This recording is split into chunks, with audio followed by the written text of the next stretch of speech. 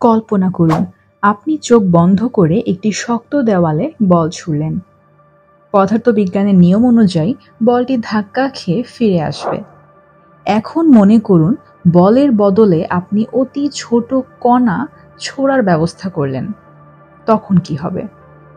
যদি আপনাকে বলি, প্রকৃতির এমন একটি রহস্যময় নিয়ম আছে যেখানে কণাগুলো মাঝে মাঝে প্রয়োজনীয় শক্তি ছাড়াই একটি কঠিন বাধা বা দেয়াল ভেদ করে ওপাশে চলে যেতে পারে। এই অসম্ভব ঘটনাকেই বলা হয় কোয়ান্টাম টানেলিং।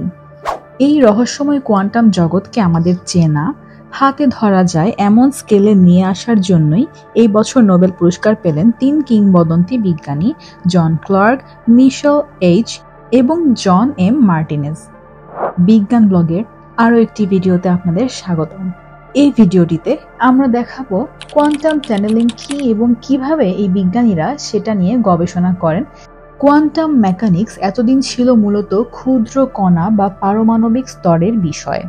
ইলেকট্রন বা প্রোটনের মতো কণার ক্ষেত্রেই টানেলিংয়ের মতন অদ্ভুত আচরণ দেখা যেত, কিন্তু আমাদের দৈনন্দিন জীবনের বড় বস্তু, যাকে পদার্থবিজ্ঞানের ভাষায় ম্যাক্রোস্কোপিক বলা হয়, সেখানে এই কোয়ান্টাম প্রভাবগুলো সাধারণত উধাও হয়ে যায় বলা যায়। বিজ্ঞানীরা দীর্ঘদিন ধরে ভাবতেন, আমাদের হাতে রাখা যায় এমন কোনো বস্তু কি একই সাথে দুটি ভিন্ন অবস্থায় থাকতে পারে, ঠিক যেমন শ্রোডিঙ্গার বিড়ালটি একই সাথে জীবিত ও মৃত থাকে। ক্লার্ক, ডেভরড ও মার্টিনেজ ঠিক এই প্রশ্নের উত্তর খোঁজা শুরু করেন। তারা তাদের পরীক্ষায় ব্যবহার করেন একটি বিশেষ সার্কিট যা তৈরি হয় অতি পরিবাহী পদার্থ দিয়ে। অতি পরিবাহী হলো এমন এক পদার্থ যার অত্যন্ত নিম্ন তাপমাত্রায় কোনো প্রকার রোধ ছাড়াই বিদ্যুৎ পরিবহন করতে পারে। এই অবস্থায় ইলেকট্রনগুলো জোড়ায় জোড়ায় একসাথে চলতে শুরু করে। এদের বলা হয় কুপার পেয়ার্স। এই কুপার পেয়ার্সগুলোর বিশেষত্ব হলো তারা প্রত্যেকে আলাদা হওয়ার বদলে বিলিয়ন বিলিয়ন জোড়া ইলেকট্রন একসাথে একটি মাত্র দল হিসেবে কাজ করে। পদার্থবিজ্ঞানের ভাষায় তারা যেন একটি একক বিশাল কোয়ান্টাম কণা তৈরি করে, যার আচরণকে বর্ণনা করার জন্য মাত্র একটি তরঙ্গ ফাংশন যথেষ্ট। সার্কিটের মূল অংশটি ছিল দুটি অতি পরিবাহীর মাঝখানে একটি পাতলা অন্তরকের স্তর, যা জোসেফসন জংশন নামে পরিচিত। এই জংশন ভোল্টেজ প্রাথমিকভাবে শূন্য থাকার কথা ছিল, কারণ কুপার পেয়ার্সের দলটির কাছে এই অবস্থা থেকে বের হওয়ার জন্য যথেষ্ট শক্তি ছিল না। এটি যেন একটি শক্তি বাধার পেছনে আটক থাকা।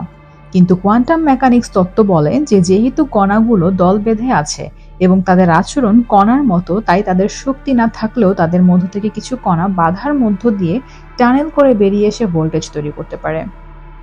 বিজ্ঞানী ক্লার্ক, ডেভরড এবং মার্টিনেজ শতবার পরীক্ষাটি চালান এবং পরিসংখ্যানের মাধ্যমে প্রমাণ করেন যে সার্কিটটি সত্যি টানেল করছে।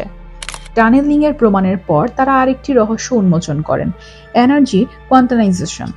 আমরা জানি পরমাণু শুধু নির্দিষ্ট মাপের শক্তির প্যাকেট শোষণ বা নির্গমন করতে পারে। তারা প্রমাণ করেন হাতে ধরা যায় এমন এই সার্কিটটিও ঠিক একই আচরণ করে। এই আবিষ্কারের সবচেয়ে গুরুত্বপূর্ণ ফল আসে জন মার্টিনেজের পরবর্তী কাজে। তিনি বুঝতে পারেন এই কৃত্রিম পরমাণু সদৃশ সার্কিটের সর্বনিম্ন দুটি শক্তি স্তরকে কোয়ান্টাম কম্পিউটিং এর তথ্যের একক হিসেবে ব্যবহার করা যেতে পারে। এই এককটি হলো কিউবিট, যা সাধারণ কম্পিউটারের বাইনারি বিট 0 বা 1 এর চেয়ে বহুগুণ শক্তিশালী। কিউবিট একই সাথে 0 এবং 1 উভয় অবস্থায় থাকতে পারে, যাকে সুপারপজিশন বলে। আর এই সুপারপজিশন সম্ভব হয়েছে ক্লার্ক, ডেভরড এবং মার্টিনেজের আবিষ্কৃত ম্যাক্রোস্কোপিক কোয়ান্টাম অবস্থা জানার জন্যই। ফলস্বরূপ তাদের গবেষণা এখন পৃথিবীর সবচেয়ে উন্নত কোয়ান্টাম কম্পিউটারগুলো তৈরি করতে সাহায্য করছে। এই 3 বিজ্ঞানী প্রমাণ করেছেন প্রকৃতির সবচেয়ে অদ্ভুত এবং রহস্যময় নিয়মগুলো শুধুমাত্র অণু বা পরমাণুর মধ্যেই সীমাবদ্ধ নয়। তারা দেখিয়েছেন যে আমাদের চেনা জগতের জিনিসপত্র কোয়ান্টাম মেকানিক্সের খেলায় অংশ নিতে পারে। এই গবেষণা কেবল পদার্থবিজ্ঞানের তাত্ত্বিক বোঝাপড়াকেই নয়, বরং আমাদের প্রযুক্তির ভবিষ্যৎকেও চিরতরে বদলে দিয়েছে। এই যুগান্তকারী আবিষ্কার নিয়ে আপনার কি মনে হয়? কমেন্টে আমাদের জানান। ভিডিওটি ভালো লাগলে লাইক ও শেয়ার করুন এবং বিজ্ঞান ও প্রযুক্তির এমন আরও তথ্য জানতে আমাদের সাবস্ক্রাইব করতে ভুলবেন না। ধন্যবাদ।